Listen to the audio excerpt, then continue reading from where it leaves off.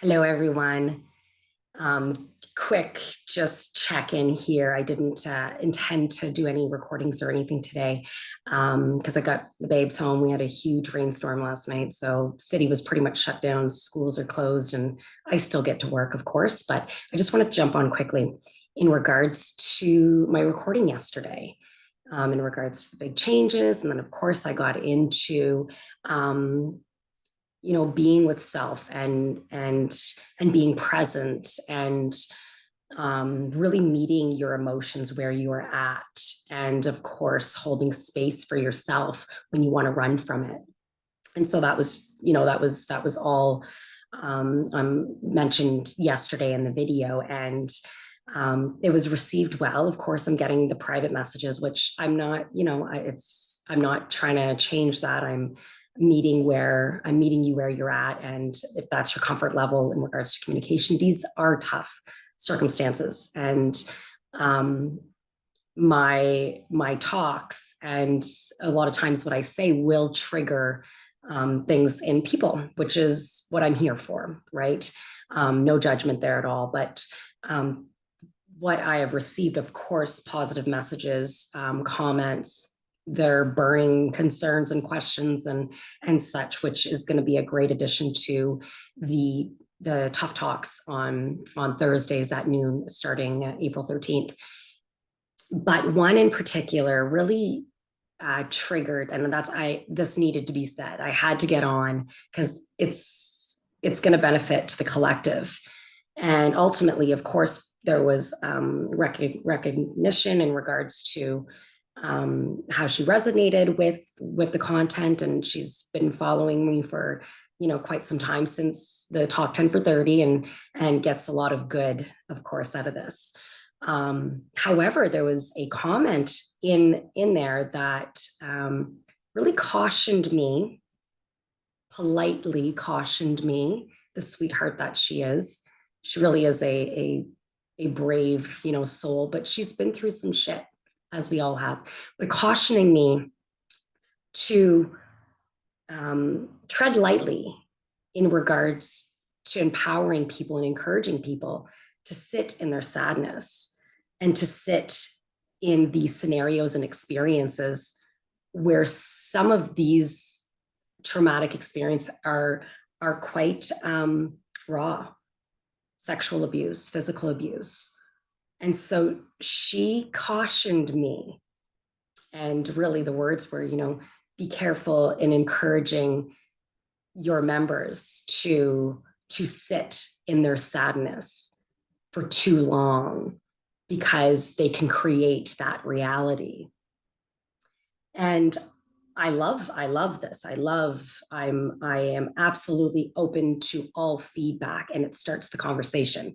Now it's in the private messages, so that's why I'm on here. And I want to have the conversation. This is what I'm here for. And of course I responded to her, and it's great. It's definitely the conversation got started between the two of us.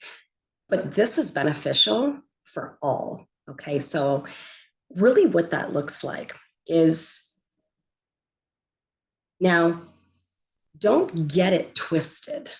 All right, our ego and where we find our safe place is, we don't want to sit in the sadness and the experiences and the scenarios that have really set the tone for our life. Okay, we don't want to sit there. I understand that. Okay, now what the difference is being able to observe where you are. That is key. Being able to recognize that you are in a day of resentment, you are in a day of being triggered, you are in a day of anger and sadness and these vibrations, these moods, and being able, instead of trying to stuff it and change it, show some compassion for it and recognize that, yes, I am here. I I am feeling this. I am not this. Because if you think about all the downloads and the beliefs that were instilled and embedded in you during these times of trauma, if you go back to that episode where you are traumatized, you can literally pinpoint it. If you hovered over your life with no ego, okay, and no humanness here, but we are human. But let's just play with me for a second. Being able to look back at these experiences and say, oh, that's where I started that belief. That's where I started that belief. Okay, I told myself I wasn't worthy here because of this experience, and I wasn't enough, and I deserved harm because of what I did. And you attached, talk about sitting in it, and this was what she was concerned about, and she meant so well. We don't want to hurt anymore. We don't want to sit in our sadness anymore, Melissa. Please be careful what you say. And I absolutely understand that's a trauma response. I understand where that comes from. She's a protectant. She wants to protect because she knows I have a platform, and I love that. But when you go back to those scenarios, you can pinpoint where these beliefs started.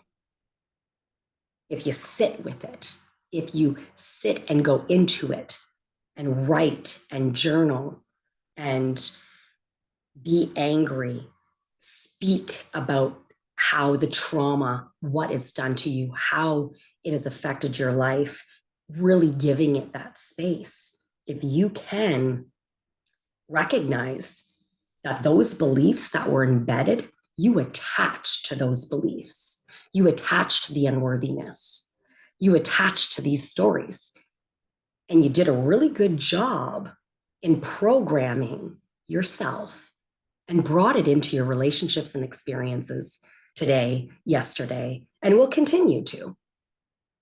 And so that's the attachment piece. What we need to do to reprogram, okay, is to be able to recognize this is where the belief started.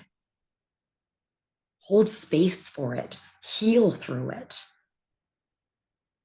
look at it for you, not for anybody else, not for anybody else.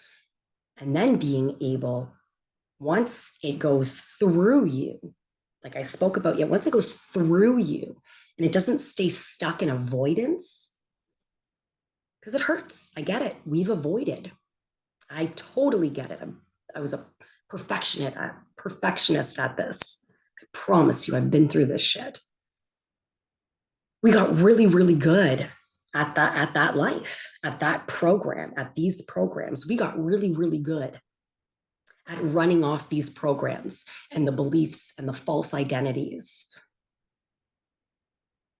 And when we reprogram it, able to sit with it, let it take its course.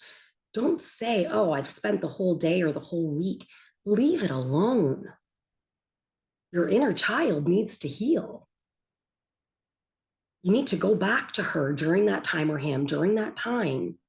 Whether I don't care, I say inner child, but this could have been last year. You need to go back to that because you're a different version of yourself even last year. That's the one thing that's guaranteed, is we're changing, we evolve. That's the one guaranteed. And we need to go back to that, in that time, that space, observing it, being aware, you're an awareness of it. And then being able to say, yes, holding space, not attaching. Here it is, not attaching, reattaching to the experience, but being able to give yourself the time that you needed back then for the experience to go through you. Nobody held space for you back then. That's why it's stuck today. So you're going to go back and give it space, and I'm going to hold space, and your community is going to hold space. All right. That's the attachment piece. So if you get really good at then observing, there's no time. Get the get the expectation of this is my 12-week program and I'm going to be healed after 12 weeks. Fuck that shit. Throw it out. It's a false belief. And you're setting yourself up for failure, and then there's self-sabotage, and then blah, blah, and then, oh my God, that this didn't help me and this didn't work. Give yourself permission. This is a journey. We level, and then we see our shit again. But maybe it's a little less than last time. It's that awareness piece. And so when we get really good at being in awareness and then start telling ourselves different things about ourselves, and that I love me, and I didn't deserve this harm. I didn't deserve abandonment. I didn't deserve to be touched at this age by this, this relative or older, whatever that looks like. And hold her, cry for her, cry with her, you start reprogramming. You release the attachment and then you create a new program. You create a new experience. All right. And this takes some time. And I'll give you one here. So it's not sitting back in the sadness, because what you did before is you sat in the sadness a little bit and you got the fuck out, is what you did. I'm sure many of you have had counseling and therapy. Okay, 6-8 sessions. What really did that look like for you? What did it really look like for you? Were you on your cloud and saying, I'm getting counseling and I'm doing the dues? Because when this shit brings you to your knees and you surrender and realize that we're humans, we're human here, we're going through experiences, we're souls, we're going through these experiences. And when you realize that you can reprogram this, you did so good at programming where you were right now because of your experiences, what you told yourself, reshaping that. But you have to give it the time. You can no longer avoid. And that's what's happening here. Authentically sitting with, observing it and feeling for her or him, feeling for perhaps you saw something, feeling for that soul, feeling for yourself, giving yourself compassion and saying, okay, what do I need from myself today? Now that I've put myself back in the episode, so step one, now that I put myself back in the episode, I'm feeling this. No, there's no time. No, it's not. No, get out of there. Get out of there, because then you're in control. You're trying to control the scenario. You're already in control, trying to control. So you're already in lack. You're already ego. Your ego's already taken the driver's seat.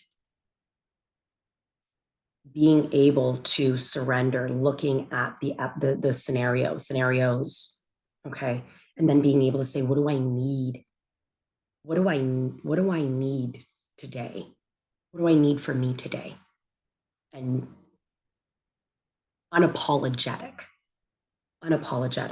That's detaching as the time goes on. And then you are restructuring the stories that you tell yourself about yourself. Okay. Now, she didn't want to talk about it. So we covered that. I just re-clarified this. It has to be said here. Okay. Now, another indicator, another clue here is immediately when I saw it, it's avoidance. Immediately when I was reading her beautiful message, because it was beautiful, I automatically saw, don't touch me there emotionally. I don't want to go back there. I've done that. I've been there. And then I'm running again. Okay. An indicator a clue here that if you cannot hold space for your experiences, and if you don't want to go there and you can't observe the experience, I'm not saying that when I speak about my experiences, sometimes I get emotional, and that's authentic. But I'm talking about avoiding it. When you want to avoid speaking about your life and your experiences, and you don't want to go there, you've already went there with counselors or whatever. If you don't want to speak about it at a position of observation, sharing with the collective, sharing with a friend. When we find common grounds with each other, we're a species of wanting to live in community. And that's just, it's in us. It's genuine. We are tribes. We like to find things in common with each other. And when you're able to look at your experiences, not talking about being numb and disassociating, I'm talking about being able to really look at your experience. If you're in a group, if you're doing a workshop, if you're in conversations with some friends, it's not victim mentality. That's not what I'm saying. Is I've been through this and I've been through that. There's a different tone there. It's, these are the experiences that I have been through. This is what I've learned about myself through them.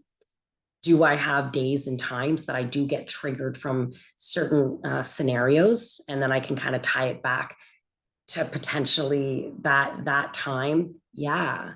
And this is what happened for me. I say for me, but this, depending on your language, this is what happened. And I'm looking at that and I'm working on that, and I'm able to share that with you. I'm not running from it.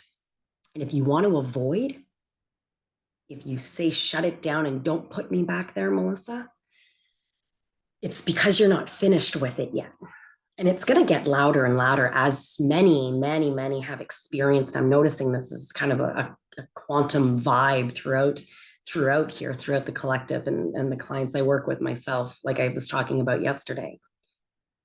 If you are avoiding it and you are angry and insulted, actually, you're insulted that you're going to make me go there again, you're not done with it.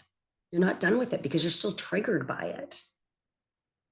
You're still triggered by it. So that's just a little bit of a cheat sheet there, that if you can't observe these scenarios without really feeling in resentment, in hate, in rage, then you're not done with it. And then you're thinking, oh my God, of course you should have seen what I was been through, Melissa. Of course I'm enraged. And then all these scenarios that come in, I love it. And let it go. Let that anger and rage and let it flow. And I hold space for that. You're safe with that here. But anyways, I wanted to just pop on because it had to be said, and it was such a good comment, and it was perfect. It was a perfect, because my videos, my recordings, my lives, my content, it's going to trigger you. It's going to trigger you. It's going to bring up controversial conversations. These are tough talks, okay? But if you are avoiding and you're triggered and you're in a low vibe, when we get back to those places, it's good. That's awareness. Like, wow, shit, I thought I was done with this. And it's not to say that it's going to come. Shit comes up. But it's much, and it's much quieter, and you're able to catch it.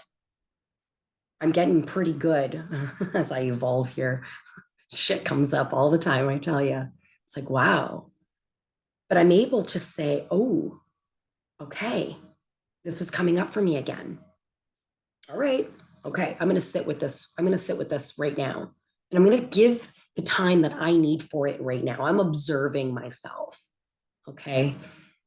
And then what do I need to do? And something's coming up for me right now, and I've shared this a lot in the past, is a lot of times, with my husband, we're busy, we're always, go, go, go and everything. And if he's got uh, busy weekend coming up, busy week coming up, he's a professional accountant, so he's very busy, especially around this time of year. There's a lull for him. There's periods of time that there's more quiet, internal quietness. And before, it's like, oh, he's not talking to me. What did I do? How dare he give me the silent treatment because he's busy? He owes me his attention. Sorry, making fun of myself, but this is what I would go through. This is what I would go through, and this is his process. This is how he processes information. He's a thinker. He's brilliant, but because of his silence and because he was in that mode, he was in the vortex of completing tasks and goals. He would quiet himself, and I would take that personal. So I really looked into that because I'm triggered by it. And then as it evolved, it was like, well, wait, he's pretty busy, and I'm going to look at giving myself what I'm expecting from him, which is attention. Now, keep in mind, my history is abandonment, and so how dare you silence? Don't silence me. Don't ignore me. It's like, but this is real, very, very real. So, but when I acknowledge that, oh, I'm actually offended by him and I'm feeling irritated and short and I'm kind of yipping a little bit and I know myself, it's like I catch that. And then what I actually have been doing, and I've been doing this for a little bit now, is I'm actually able to recognize that I'm doing it. And instead of pulling away from him and giving him space, actually, this is a little trick because he's busy, right? I'm going to give him some space, but then I'm sitting over here and in isolation and I'm avoiding. So what I actually tapped into was the frequency of love. And when I'm noticing that I'm doing that and I'm triggered, I actually go over, if whatever that looks like, what he's eating, he's working, whatever. And I give him a hug.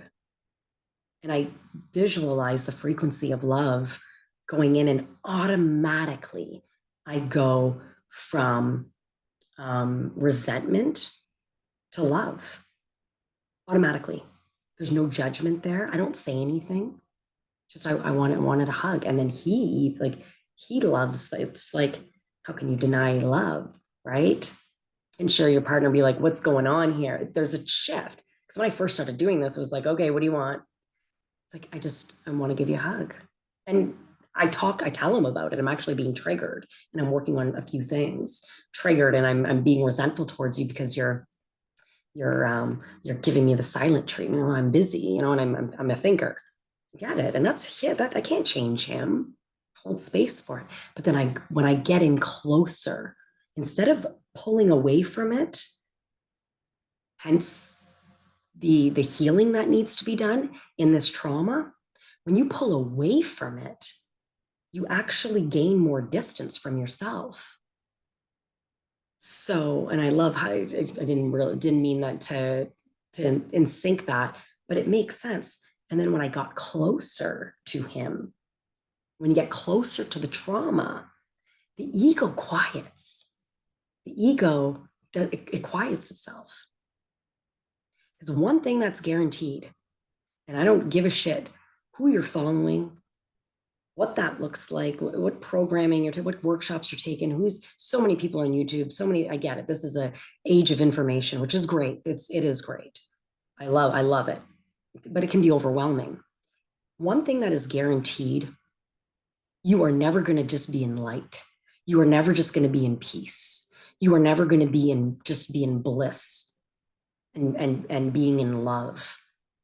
If you're following somebody that is always trying to push you into light, and the minute you're feeling the darkness and the low vibes, run the other way, that's a red flag. I'd be cautious about that.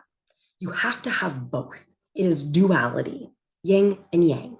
polarity, hot and cold, water and earth, sky. And I mean, it's opposites. That's the beauty of the timeline and dimension that we are in. So that's why I say observe, because I don't give a shit how much work you do on yourself internally and really looking at authentic self. There's always going to be contrast. There's always going to be something that the universe sticks in there and says, "Oh, play with this one today. Play with this." And it's like, okay, yeah, I got a flat tire.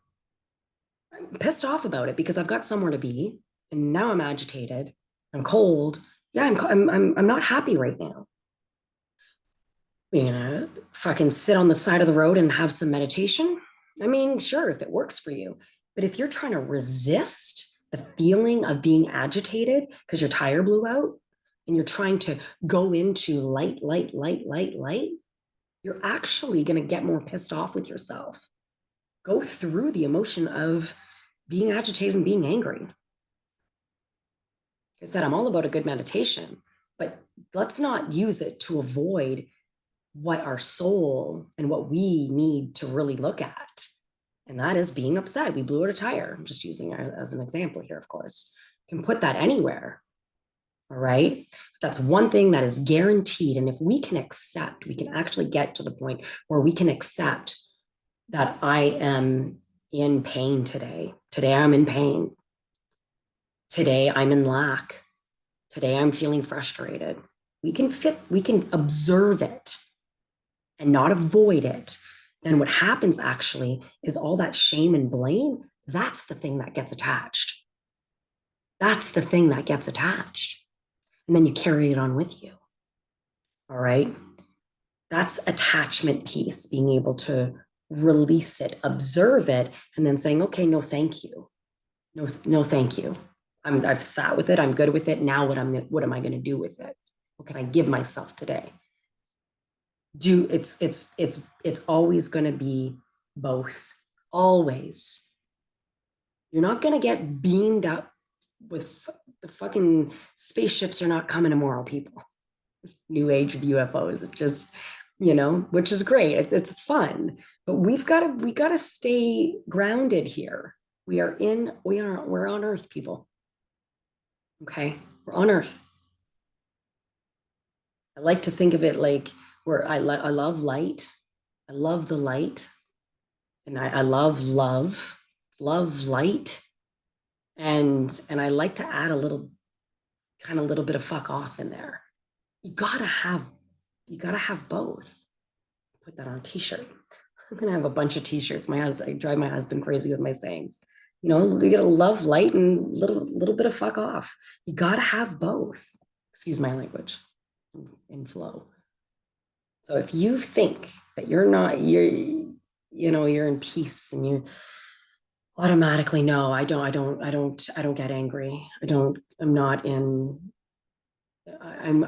neutral. I mean, hey, if you can get to that, then you're Gandhi. You're just observing everything at this point. But let's be real here. Enlightenment is let's be real. Let's meet each other where we're at and let's be authentic. We have shit that we need to deal with. And we have shit that we feel every single day. And that goes up and down, up and down, up and down, up and down. All right. I'm going to leave that there. I'm very impressed that I wasn't interrupted there. I don't know what has happened there, but I'm going to take it. I'm going to be grateful for it. And I hope that is clarified. I did hold space for the beautiful lady that sent the messages in. And again, keep the messages coming. I'm obvious. Like, I mean, I would love, of course, to have conversations within the group, but that's where you are at right now. And I can't change that. That's where you're comfortable right now. But I'm going to start. That's why I'm creating the lives. And we'll see where that goes. But I'm going to start talking about these things in the comments that come up. Of course, I'm not going to share names. You're not comfortable. There's a reason why you did a private message and you're safe with me. But this was a perfect example of protecting herself. protecting others. But that comes from a place of not feeling safe to being in the experiences. And we need to feel safe because we are no longer in these experiences. Okay. I'll leave you with that. Who knows what's going to come up within the next week? Next week I think we're Wednesday, so next week we'll start the tough talks Thursday at noon. So we'll see what comes up this week as well. Who knows? Take care. Bye for now.